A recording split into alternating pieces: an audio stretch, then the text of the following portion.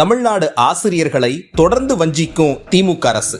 கொஞ்ச நாளைக்கு முன்னாடி அரசு பள்ளியில சாதிச்ச மாணவர்கள கல்வியில் சிறந்த தமிழ்நாடுன்னு கொண்டாடின திமுக அரசு அவங்க சாதிக்கிறதுக்கு காரணமா இருந்த ஆசிரியர்களை கண்டும் காணாம தொடர்ந்து ஏமாத்திக்கிட்டு இருக்கு.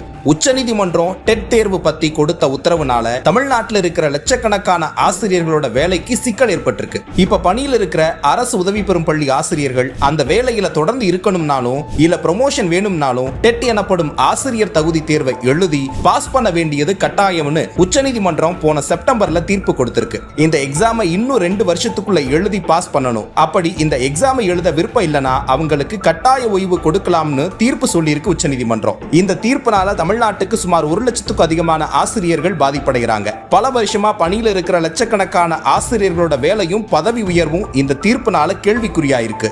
தேசிய அளவுல 2011ஆம் ஆண்டுல இருந்து இந்த டெட் தேர்வு நடத்தப்பட்டு வருது. தமிழ்நாட்டில் 2012ல இருந்து டெட் தேர்வு நடக்குது. அப்படி இருக்க எப்போ பணியில சேர்ந்த ஆசிரியர்களும் கட்டாய டெட் தேர்வு தீர்ப்புனால மன உளைச்சலுக்கு ஆளாகி இருக்காங்க. பழைய ஓய்வூதிய திட்டத்தை செயல்படுத்தணும், ஊதிய முரண்பாடு இல்லாம சம ஊதியம் கொடுக்கணும்னு, காலி ஆசிரியர் பணியிடங்களை நிரப்பணும்னு ஏற்கனவே ஆசிரியர்கள் முன்வச்ச பல கோரிக்கைகளும் அப்படியே கிடப்புல போட்டிருக்கு ஆளும் திமுக அரசு. எதிர்க்கட்சியா இருந்தப்ப இதெல்லாம் நிறைவேற்றுவோம்னு தேர்தல் அறிக்கையில சொன்ன திமுக அரசு ஆளுங்கட்சியானதுக்கு அப்புறம் வசதியா இதை மறந்துடுச்சு. இப்ப இந்த கட்டாய டெட் தேர்வு தீர்ப்பு விஷயத்துல கூட தீர்ப்பை எதிர்த்து சீராய்வு மனுவை தாக்கல் செய்வோம், ஆசிரியர்களை அரசு கைவிட மாட்டோம்னு சொல்லிட்டு இருந்தவங்க சிறப்பு டெட் தேர்வு நடத்த போவதா ஆணை வெளியிட்டு இருக்காங்க.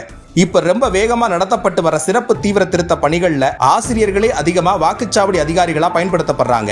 ஏற்கனவே இருக்கிற பணி சுமையோட SIR பணி சுமையும் சேர்ந்து இருக்கிற நிலையில கட்டாய டெட் தேர்வு தேர்ச்சி என்பது ஆசிரியர்களை நிலைகுலைய வச்சிருக்கு. இந்த கல்வியாண்டுல மட்டும் 207 அரசு தொடக்க பள்ளிகள் குறைவான மாணவ சேர்க்கையினால தற்காலிகமா மூடப்பட்டிருக்கு. அது மட்டும் இல்லாம சுமார் 20,000 ஆசிரியர் காலி பணியிடங்கள் அரசு பள்ளிகள்ல நிரப்பப்படாம இருக்கு. ஒருவேளை இந்த கட்டாய டெட் தேர்வு தேர்ச்சி கடுமையா நடைமுறைக்கு வந்துச்சுன்னா பெருமளவிலான ஆசிரியர்கள் பணியிலிருந்து விலக வேண்டியிருக்கும். ஏற்கனவே ஆயிரக்கணக்கில் இருக்கிற ஆசிரியர் காலி பணியிடங்கள் லட்சக்கணக்கில் உயரும். இதனால் அரசு பள்ளிகளில் படிக்கும் லட்சக்கணக்கான மாணவர்களோட எதிர்காலம் கேள்விக்குறியாகும்.